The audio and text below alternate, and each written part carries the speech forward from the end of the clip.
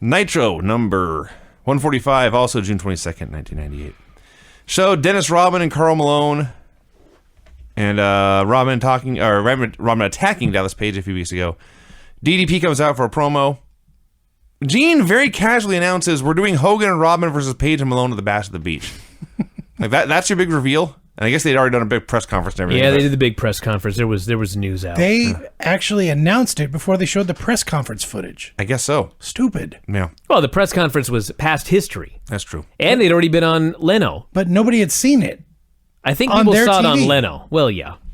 So Page hypes up the match. He promises Malone is not there because he's training to make sure he can tear Rodman apart. It is possible that Leno was on Wednesday and Thunder was Thursday, and so they did the big announcement on Thunder. Maybe so.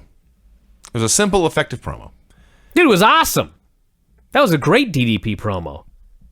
This was an underrated part of this feud right here. DDP? Because we weren't getting good promos out of Malone. No.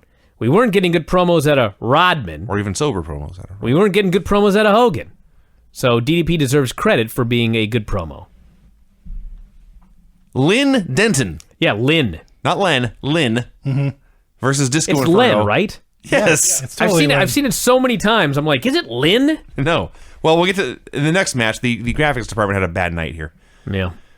So it's Disco Inferno versus Lynn Denton. They did not have a squash. No, they had a competitive match. And it was awesome. Yeah, it was This great. match ruled. People were, I'm sure they must have been confused, but they were totally into Disco and his comeback. And then Disco gets a pile driver out of nowhere for the win, and he's dancing, everyone's cheering. This is a great segment. Disco's still looking for that finishing maneuver since the Well, Stunner. it keeps getting stolen stunner. from him. It Yes. was a good pile driver. It was a good match. Yeah. It was awesome.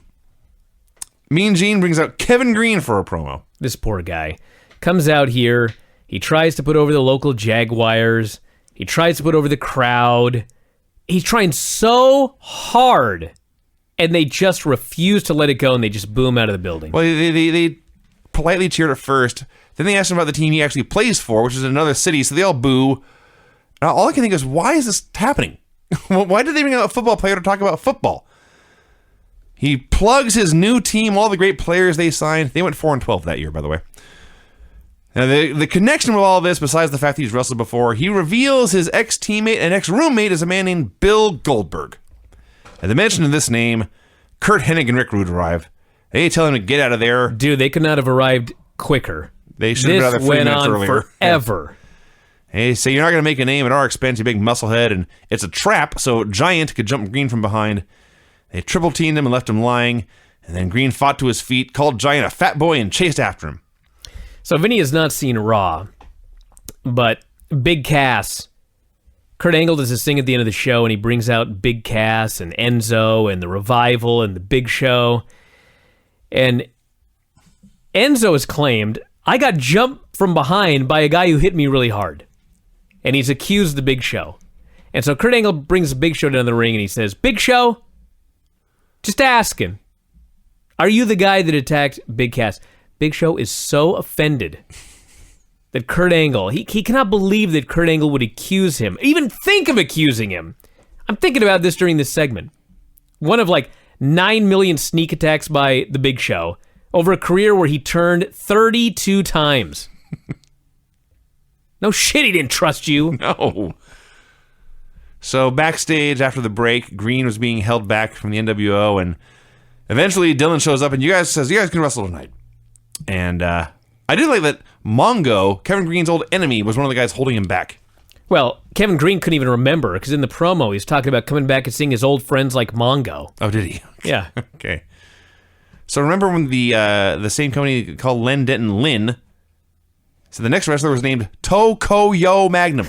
Tokoyo. Yeah. So this wasn't Tokyo Magnum. This is a different That's guy. why it was so bad. Okay. He Usually was horrible. gotta- Yeah, he's terrible. He wasn't terrible. I thought it was just your basic match your basic Japanese match where the veteran beats up the young boy. Young guy gets a little bit of offense at the end, and then now Yuji hit an exploder and then a Nagata lock for the win. All I know is this means that the Ultimo Dragon Tokyo Magnum squash is coming. Yes. And that it was the greatest squash I'd ever seen up to that point in time. I like that there's 2 Japanese guys and a Japanese manager out there, and the crowd's chanting USA. Well, Yep. there is that. They were in Jacksonville. It was Jacksonville. They cut backstage where Stevie Ray had laid Chris Benoit out. Raven video package, pointless. You know what? It was pointless, but Raven should be thanking Bray Wyatt because Bray Wyatt's promos are just so rambling and meandering, and I have no idea what he's talking about, that I have a new appreciation for Raven doing the same thing. But he's much better at it. At least I know what he's talking about. He said you had to be cruel to be kind. Yeah, I understood every word he said. Okay. There was no mumbo jumbo. Are you ready for a parade of terrible wrestling matches? Oh, Dude. my God. Public Enemy versus Sick Boy and Horace. My Where to favorite begin? kind of match. I'll Hold on. begin. Here's all you have to say. Sick Boy was the best guy in this match. Yes, that is true. This was one of those matches that it starts out as a hardcore match, and then it breaks down into a wrestling match with legal tags. But then it turns back into a hardcore match. They beat on Rocco for like 10 years, and they just beat him and beat him and beat him. Breaks down into the most wretched four-way. They're doing these god-awful Three Stooges spots. Horace is made the same comparison. Yep, Horace is going to hit Johnny with a stop sign, but as he pulls it back, he hits Rocco. Stop right there. Yeah. This goes back to a Buddy Wayne story. I know I've told it on this show before. I know we're late. Well, I'll try to make this quick. I'm teaming with Rod Coles against Buddy Wayne and Richie Magnet. Buddy's laying out the match. They're going to get the heat on Rod. And he says, all right, the cutoff would be Richie will have your arms. I'll come off the ropes. You'll move. I'll hit Richie, and you go tag. This is the one. Rod Coles raises his hand in the air. And Buddy stops, and he says, yes. And Rod says, if he's got my arms, how am I going to move? And Buddy looks at him, and blinks again and says, he'll let you go because it's fake. Now, here's why I bring this up. Horace has a stop sign. Sick Boy has, I believe, grunge. He's got his arms, just like Richie had Rod Coles. So Horace goes to swing the sign, and grunge goes to dodge, but Sick Boy, apparently this was not fake, because he doesn't let him go. So grunge is trying to dodge, the sign's coming down, both guys get hit. It's just an absolute disaster. It was so bad, they did it again, and it got screwed up again. Holy fuck. Did we mention, by the way, the time grunge tried a Japanese arm drag? All Horace has to do is run at him, jump, flip over, land on your back. Too hard of a task. Horace runs at him, jumps, kind of goes sort of horizontal and comes right down on his face. Dude. It's so horrendous. Rocco pinned Horace with a dive of some kind. He did a high cross off the top as Horace was holding a stop sign. He hit the stop sign, which hit Horace, and then he pinned him. And then I fucking could not believe my eyes. The most horrible match you ever saw in your whole life. I mean, just god-awful. Rocco wins, and the place goes crazy. I don't know what to And tell they're you. putting their hands in the air, and they're doing the dance. And I'm like, what is happening? This was not the worst match in the show. Oh, no. Oh, no. It was not. Mean Gene brings Bret Hart out for a promo. Okay, so whoever was on Twitter and said that only Bret Hart could pull off a leather jacket, a t-shirt, and bike shorts, they were wrong. What was he wearing? He was wearing very short shorts, sneakers, and like white socks that went almost halfway up his calf. He did not look cool. No F's were given. No, No. he was done. He runs down Benoit as a snot-nosed punk. You only got a career because me and my family gave you a chance. He promised he'd beat Benoit later. Do you know that this was allegedly the very first match Bret Hart and Chris Benoit ever had together? That's what they claimed. Dude. I can't prove otherwise. Goldberg versus Ric Fuller. The best part of this is, like, the match is a minute, so there wasn't a lot to remember. Ric Fuller needs to remember, I'm going to spear you, and you take a bump. Yeah. Probably didn't even have to add, you take a bump. Goldberg fucking spears this guy, and he just stands there. So Goldberg, without missing a beat, grabs him, lifts him as high as he can in the air, and just slams him down. It was great. Ric Fuller is gigantic. Oh, yeah. Greatest sidewalk slam you've ever seen in your life. It was the best botched spear ever. It came off better because it was screwed up. And then Goldberg hit a jackhammer and won. Crowd loved it. A delight. Footage of fans being geeks is scattered all over the show. Cringeworthy. Yeah. Am I the only one? No. No. Okay. Speaking of cringeworthy, the Wolfpack come out for a promo. Middle-aged men are in the crowd wearing baseball caps with wolf ears. Dignity died in the 1990s. So Nash gets off a line about how... Hold on, I got to talk about Sting first. All right. Sting comes out, and him and Nash are the champions.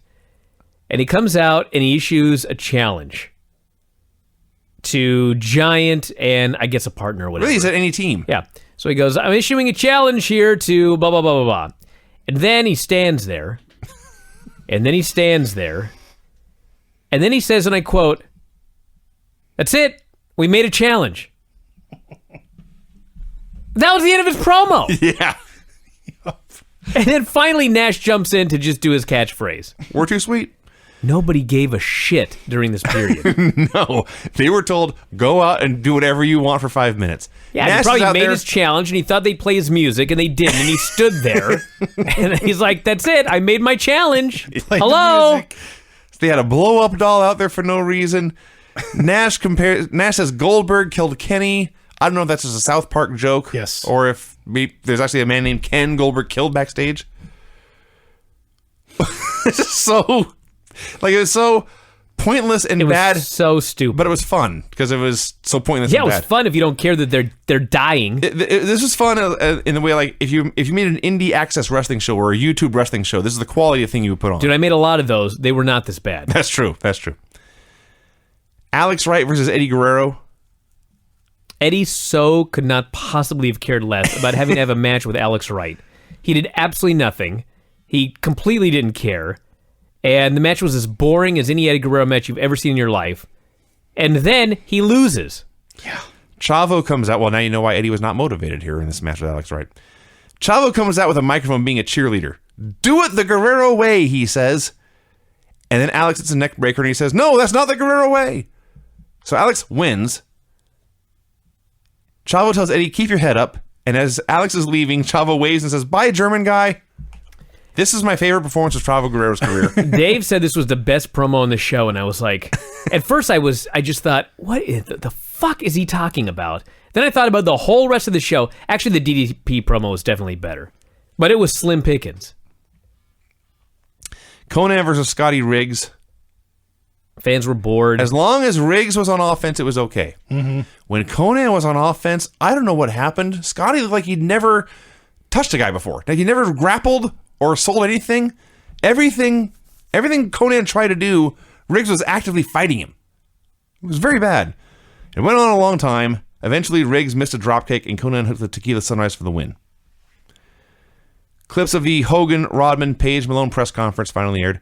So they've got all these photographers, all these reporters, all this mainstream media, and they're all just treating it like the biggest joke you ever saw. Just giggling and laughing. Cackling about how silly it all is.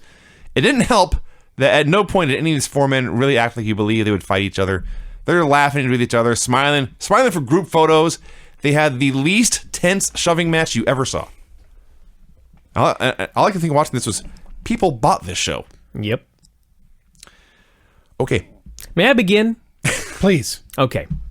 The fucking match is Steve Mongo McMichael against Stevie Ray. It sure is. Somebody not only booked this match, but said, you guys got 10 minutes. They went 6, but there was a commercial. It was 10 minutes live. So, I believe this is what happened. I'm pretty sure that Stevie Ray must have just gone to the back and said, so, just do whatever you want for 3 minutes, and then I'll cut you off and get the heat, and then do whatever you want till we go to the finish. Because Mongo was just doing a bunch of shit. And Stevie Ray did nothing but sell for every stupid, goofy thing that Mongo did. I have never seen so much hesitation in the middle of a match. Am I wrong? No. They were constantly, a guy would do something, and then the other guy would wait, but the other guy wouldn't do anything, and then he'd do something over and over and over again. This looked phony. Everything they did was fucked up. It was so horrible. It was so miserably bad. Hideous.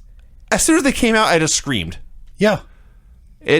I was filled with joy at the beginning. It sunk below my expectations. The first minute was really fun because they hit each other really hard. That is true. And then for whatever reason, Mongo tried like this jumping kick. Yeah. He did like a pirouette. There and then were threw out his heel. so many kicks in this match. Mongo versus Stevie Ray out there doing karate. It went on and on and on and on. At no point was it ever any good. So then, Stevie grabs a chair. Benoit runs out and grabs the chair away. Booker T arrives. He takes the chair from Benoit. Booker T and Stevie Ray have a chat. And then they leave, and they are counted out. That's Are you fucking kidding me? I had to sit through all this bullshit. for that. And the payoff is a walkout. Yeah. Stevie decided he didn't want to wrestle after all. They weren't even Yeah. mad. They just strolled out. It was cordial. It's cool, man. We're out. This It was this was the worst thing in the entire history of the Monday Night Wars. This was such I'm pretty horseshit. sure. Up to this point. Oh my god. It was awful. Hogan and company came out for a promo. They laugh about breaking Savage's leg. Hogan, Yeah, let's talk about his crew, by the way. Hulk Hogan, This crew. Eric Bischoff, the fucking Booty Man, Scott Steiner with no charisma yet, and Liz. yeah. And Vincent. That's his crew. Don't forget Vincent. And they I wonder did forget why. Vincent. And they wonder why everybody cheered the red and black Wolfpack. And then Hulk Hogan calls him, and I quote, Yep. DDP, the little PP. Yes. Fighting words. He was inferring that DDP had a small penis, Brian. No, he was a little PP. Oh, He didn't say with a little PP. He said DDP, the little PP. He called him a small dick. But not even in a cool way. There's a cool way to do that. And then Hogan's talking about how he has killer whales for pets. I don't know. That is illegal. I don't know. He says Paige is only famous because he's Kimberly's husband. And Karl Malone is the biggest loser ever to make the playoffs. So I checked. Karl Malone lost 95 playoff games. It was a record at the time. So Hogan was right about one thing. Hogan told the truth one time in his career. And it was that. So let's see. Hogan runs his mouth for a while. They show the footage of them attacking Savage. I don't know when this happened, but it was a cage match. And they hit Dude, it was on Nitro 2 weeks ago, you geek. Oh, yeah, but it was from the pay-per-view. I see. No, I don't think... Oh, actually, it was from the pay-per-view. Yeah, yeah. But they did show it on Nitro. So they hit Savage in the knee with a chair and broke his leg. Had a clip from Thunder with Bret Hart trying to recruit Benoit into the NWO. Then we had Hart versus Benoit for the first time ever on this show. Dude, the lockup and opening arm drag was better than everything else on this entire show put together. That's fair. You cannot call what Benoit and Bret Hart were doing the same art form as No, what it Public wasn't. Enemy or Stevie Ray were doing. And it was amazing because they start wrestling, and it's Chris Benoit and Bret Hart, who are not main eventers. I mean, Bret kind of is, but I mean, he's just, he does nothing on this show. He's They go out there and they have nothing but like a Calgary-style wrestling match. Everybody in the crowd is on their feet because they realize we're seeing something special here. Oh, yeah. In the We're middle of actually- this bullshit clown show. We're actually watching wrestling on our wrestling show. really good. So, let's see. Stevie Ray comes out and distracts the ref. Hart lays Benoit out from behind, and I didn't realize it live, but he had a gimmick. He lays him out with a gimmick. The ref's back is turned. Bret doesn't want to be caught with a gimmick, you see. So he pulls Benoit on top of him. So the ref will not realize that, something weird happened. So Bret kicks out of this, and then he puts the unconscious Benoit on the sharpshooter. And the ref checks for the tap out, and Benoit's out, so Bret wins. Dave hated this finish at the time, but after another 19 years of fucking god-awful finishes, I was like, that's a good finish.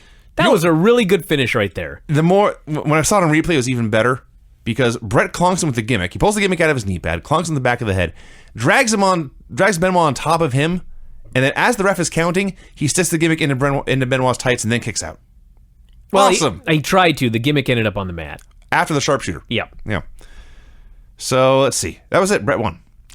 In all seriousness, I think the gap between Bret and Benoit and Steve, the bad stuff in the show, is like the biggest gap of all time between the best match on the show and the worst match on the same show.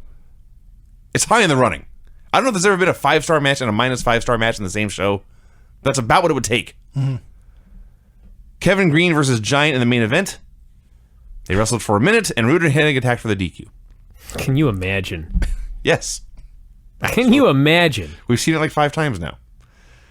So, Black and White, except Hogan, all run down to attack. Goldberg comes out to make the save.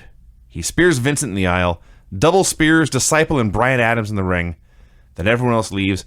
Then Green recovers, and I believe he challenged Giant to find a partner and face himself and Goldberg in a tag match. That's what It happens. is going to be Green and Goldberg. I thought it was Giant and Hennig, but it may just be Giant and any partner. Bash at the beach. Bash at the beach, but yeah. So there you go. Rodman, Malone, and Kevin Green all wrestling on the same show. Unbelievable. Main event. Green's forgotten. Yeah. And it's not his first time, so I get it, but wow. Yeah, that is a lot of outside sports star power. I mean, I gotta say, if you're gonna go back and watch any of this, like watch the Mongo match, just so you can understand how bad a professional wrestling match can actually be, and then watch the end of the show because Benoit and Bret Hart was awesome, and as bad as the match was, Goldberg comes out here at the end, and it's like this is the only thing that makes this company feel like it's hot. Like every time Goldberg comes out, it feels like the hottest company in the whole world. Like it feels hotter than anything WWE does when Goldberg's out there. Yeah. When he ain't out there, it's a mess. Let me ask you something. You think that the Goldberg chants were piped in? Well, Dave said they were, but they seemed real to me. They seemed very phony to me. Really? Well, if they seemed phony, then they probably were phony. It is possible, but even if they were, these people were all standing for the moment. that's his true. music Yeah, it's started. possible it was both. Yeah. Yeah. All right, before we go, Matt, you want to do any plugs? Yes, he does. Wow, yes, I do. Actually, well, it's just a local plug. I got a couple events next week. Defy 4, Defy 5, one in Tacoma, June 29th. Temple Theater. Temple Theater. Thank you, Craig. Oh, man. June 30th. He's got Cody Rhodes wrestling Penta. Pentagon on that show. That's going to be dope. We also have the Lucha Bros in town. I'm sorry. Geez, Red Dragon in town. I'm sorry. Wait, so hold on. You could have the Ring of Honor World Heavyweight Champion? We can definitely have the Ring of Wow. Yeah. Because I think he's winning it this weekend, but I don't know for sure. Kayfabe, brother. Well, I don't know for sure. Yeah. No, so we got Cody Rhodes, Penta versus Penta in the main event. Semi-main is going to be Red Dragon versus Ray Phoenix and Davey Boy Smith Jr. Harry Boy Smith. Harry Boy Smith, fresh from Japan. We also got in town, we have Sue Young, we've got Christina Von Eerie, Joey Ryan's going to be in town. Shane Strickland is going to be facing man, I started falling asleep when you guys were talking about Nitro. So please tell me it's Stevie Ray. Matt Cross. No, yeah. So we got the Defy 8XGP tournament, the semifinals. First, it's going to be Shane Strickland versus Matt Cross and Darby Allin versus Davey Richards. Those two, whoever wins out of those four men, will face each other the next night to be crowned the first 8XGP champion. And then also on the 30th in Seattle at Washington Hall, we've got what I consider a dream match, which is Red Dragon versus the Lucha Bros. So that's going to be awesome. Yeah. Holy smokes. Yeah. Well, check it out. What's the website? It's defywrestling.com. Check us out on Twitter at DefyNW. And yeah, check it out. It's going to be awesome. Am I following you? You are. Oh, okay, cool. Are you following Defy? No, I don't think so. That's He what I'm doesn't looking at. follow a lot of people. Oh, there it is. Follow it. All right, I am following it. Good. Well, pay attention then. Yeah, and go to the show. Well, there's that. Davey Boy Jr. I'll be Yes. gone that weekend, but I'll go to the next show maybe. What are you laughing at, Craig? Give me a Oh, break. nothing. You've just gotten very old in the last few years and don't venture out of the house much. That's all. Yeah, that's absolutely true. I'm not denying that for 1 second. All right, everybody, we're out of here. Thanks as always for everything, and that's it. We'll talk to you again after a while. Good night. Adios.